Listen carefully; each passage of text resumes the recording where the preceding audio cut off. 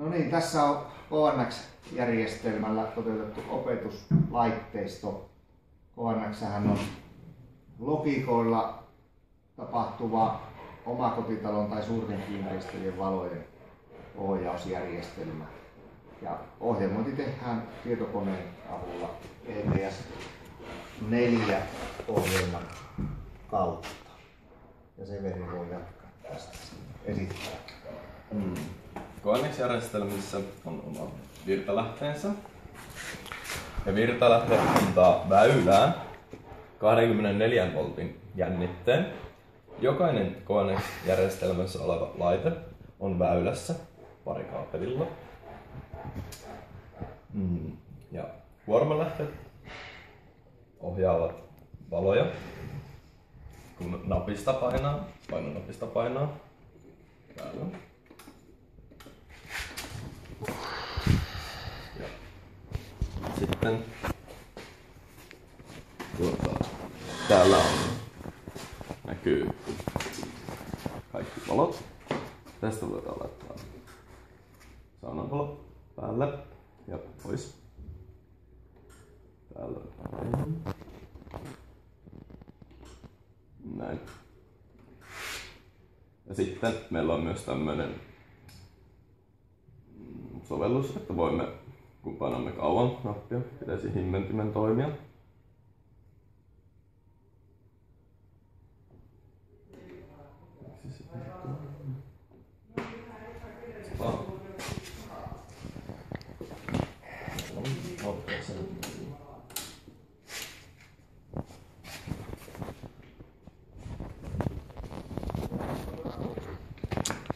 Pistän sen käsiaseen.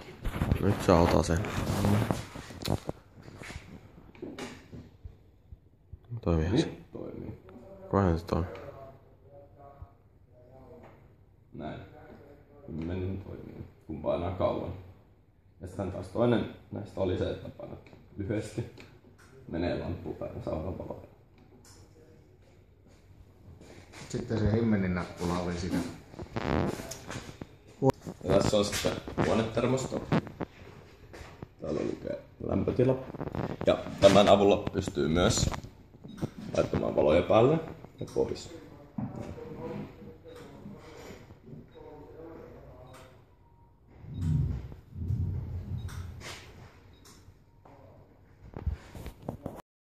Tässä on ETS 4 sovellus, jolla ohjelmoidaan KNX-järjestelmää. Täällä on linja, johon olemme ottaneet laitteeksi virtalähteen, sitten kuormalähdöt, näin. Ja täällä on sitten noita painonappeja. Ja täällä on ryhmäosoitteet jokaiselle valolle, jota ohjataan painonapella. Ja painonapit ohjaavat kuormalähtöä ja kuormalähtö sitten laittaa valon päälle tai pois. Ja ryhmäosoitteessa on myös status, aina että näkee, että onko valo päällä vai ei. Ja sitten valot on ryhmitelty 2 osaan, eli on-off-valoihin. On on-off-valot ja on himmennettävät valot. Eli himmennettävä valo on tässä.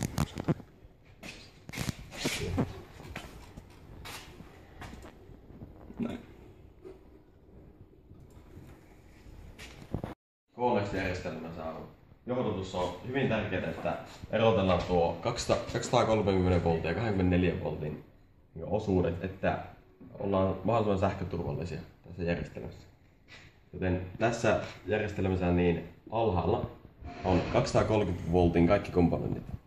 Alkaa pääkytkimeltä, sitten on sulakkeet, ykkössulakkeelta menee LED-virtalähteelle, josta saadaan plussa ja miinuksen kautta niin 12 tai 24 voltin jännitteet näille LEDeille, joissa on täällä takana on etuvastukset. On punaisia ja vihreitä LEDejä täällä takana. Täällä näkyy saunalla on vihreä LED ja liesellä on vihreä LED ja loput on sitten punaisella LEDillä tehty.